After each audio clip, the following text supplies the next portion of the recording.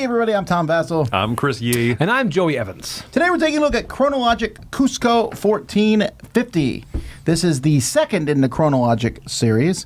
They're not doing them in historical order. You didn't say it. Ah, so close. They're not doing them in timeline order. No, you're almost They're there. not doing them in alphabetical order. No. Okay, anyway, so they're not doing them that way. I don't know why, but well, actually I do know why because I'll get into that in this review. This is a logic game. Did you play the first one? No. Okay, so this is the first one you played. Yes. Okay, good. Good. Oh, cool. Yeah, no, I played the original a ton. Yeah, so we'll take a look at how it plays. It's first to figure out the solution, and we'll be right back.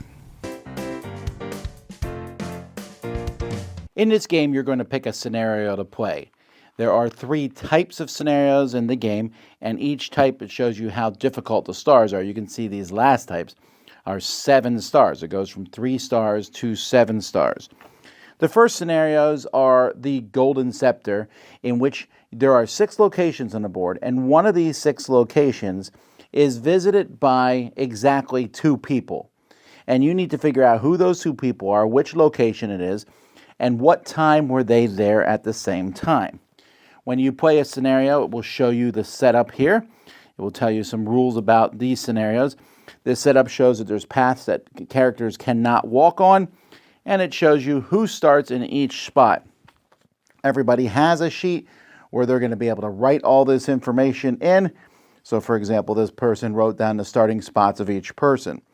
You're then going to take cards that match that spot, and each of these cards refers to one of the locations that's out there. So the Machu Picchu, Cuzco, etc. And you're going to place these cards next to the board along with all the different people in the game and a card for each time period. And players are going to take turns, and what's going to happen is they're going to pick any time or any character and match it with one of these cards. Now I'm going to match it with a different card just so I don't spoil anything. But let's say I was looking and I wanted to see this location at 4 o'clock. You're going to see 2 pieces of information. The one piece of information you're going to tell everybody. You're going to tell everyone at the table at 4 o'clock or at the 4th time frame, there were 2 people in this location. So everyone knows that, and they can write that information down on their sheet all they want. But you know information nobody else knows. So you know that this character, the F character, who in this case is the farmer, that the farmer was one of those 2 people. So everybody gets some information, and you get one piece of information. You can also pick a certain person. You might pick the priestess. And so you'll say, was the priestess ever at this location here? And so you'll look here, and you'll see the priestess was at this location. You'll tell everyone she was there twice. So everyone knows the priestess went to this location 2 times, but you know one of those 2 times was at 3. Now, occasionally you'll get a piece of information that one person was there or something where everybody will know the same information, and then you get to draw another card and do it again if you don't get any specific information. And you'll keep going until someone can figure out the problem. The other 2 are the Curse of Armitha, where there's a cursed item, and people are passing, or no, they're cursed, not an item. They are cursed, and they're passing the curse, and you have to figure out which character was cursed in time 1 and who the cursed character was in time 6. Or there might be more than one character who's cursed. And then the final one is the ritual. The ritual is the most complicated of all of them. There are 6 dances where normally characters can only move 1 space, and normally they are always moving. They won't stay in the same spot. So you know every time they move to an adjacent spot, although there will be spots they can't move in, or sometimes you might have one-way roads. Like here, there's 3 spots you can't move in and some one-way roads. But in this third one, everyone moves very specific dances. You'll know some of the characters' dances, but they'll move 1, then 2, then 3. But you don't even know if they moved 1 first. They might have moved 2 first, then 3, then 1. So you need to figure out that information, which makes it much more complex. Anyway, you're just trying to figure out each of these by listening to the information given to you by everyone else and writing down your information on a sheet, which will eventually look like you are a crazy person, and someone's going to win.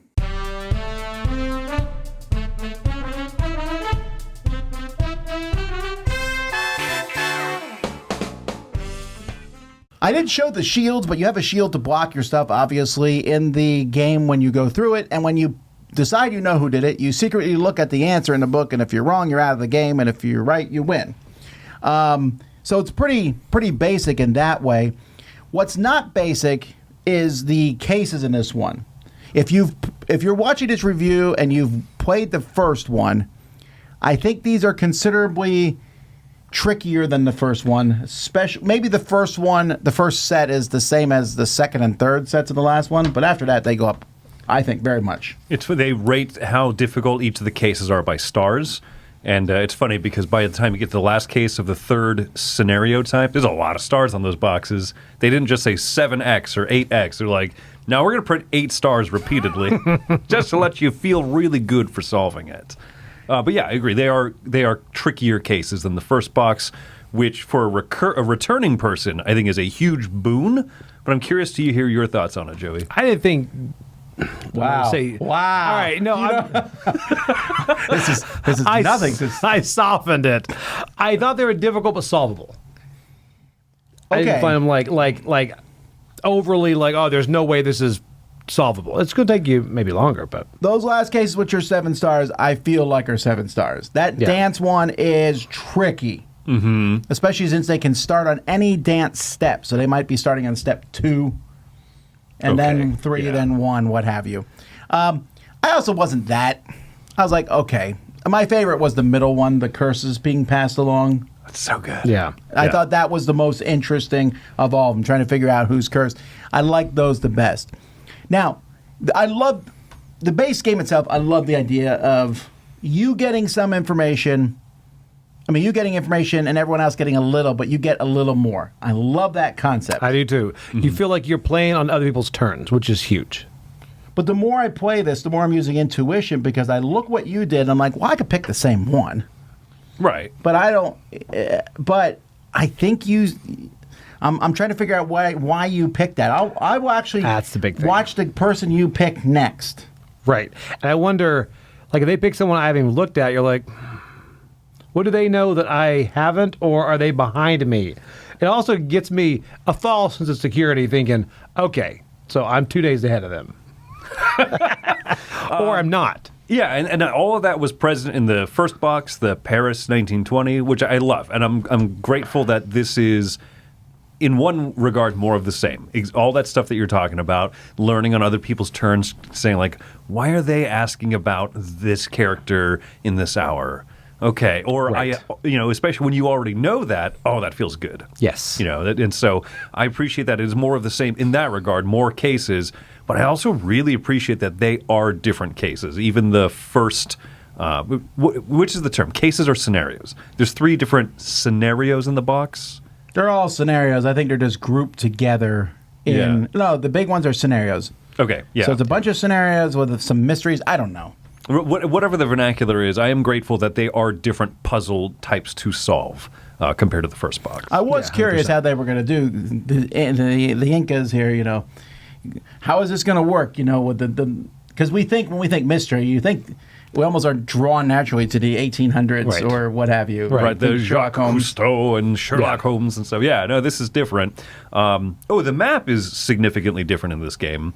At first, I was kind of disappointed. I was like, got it, it's 6 circles that are connected by lines. Right, the first one has the whole opera house, and it feels a little bit more cool, so to speak. But I really like that each individual case can change up the map, change up what lines are restricted or open Yes. or one way only. So that is a pretty decent sized change up from the previous set. As soon as you wrap your head around the keywords or like the nomenclature of the map.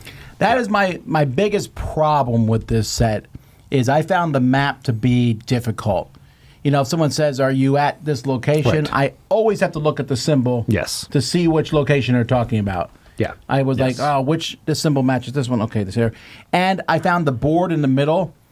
I didn't find it, it was easier to look at my own little maps than to look at that board, especially the tokens didn't really look good on the board. On my map, I just put a big cross through those lines. You can't go through them. Yeah. I just found that to be less, the whole thing looking at it's just not as easy as the last one.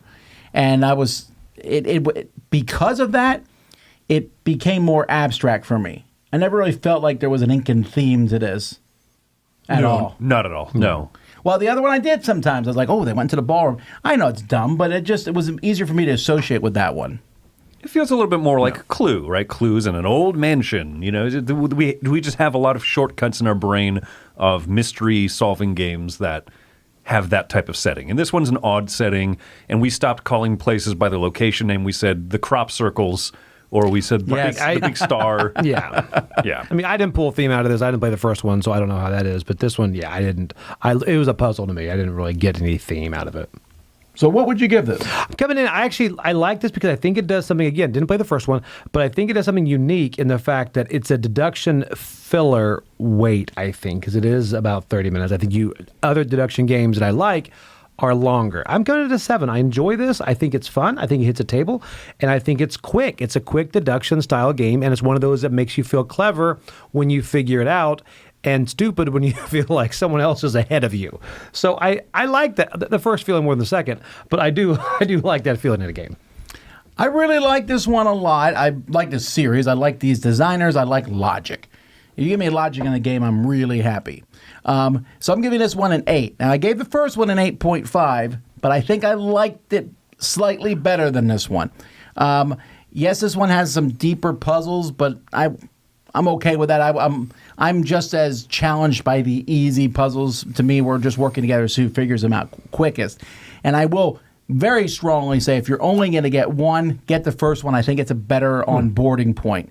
Although, if you got the first one, then get this one because it's more stuff. And they made it different enough that it stands out. It's not just more of the same.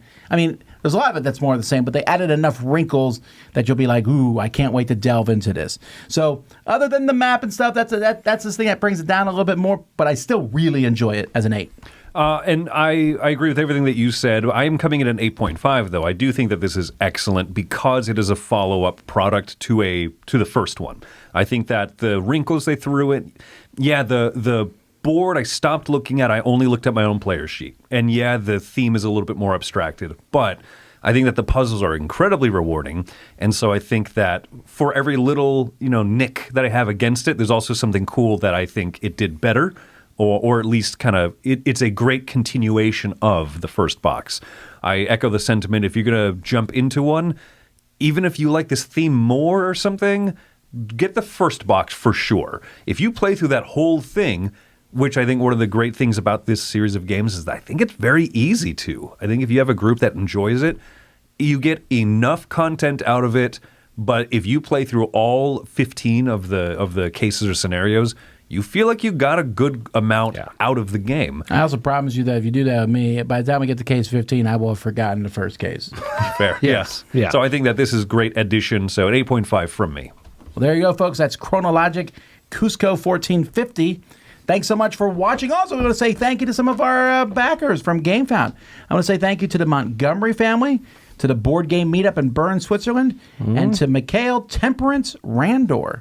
Ooh. Thank you guys for supporting us, and thank you to all of you for watching. Until next time, I'm Tom Vassell. I'm Chris Yee. And I'm Joey Evans. And I'm Cuzco. Yes. A place. Just found that out.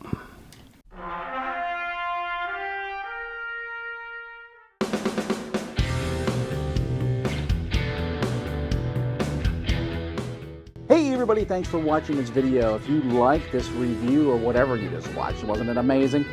Check out our channel, Dice Tower. We have all kinds of things. We review games, we do top 10s, we play games live. It's all about board games, but especially the people who play them. Check out Dice Tower YouTube channel.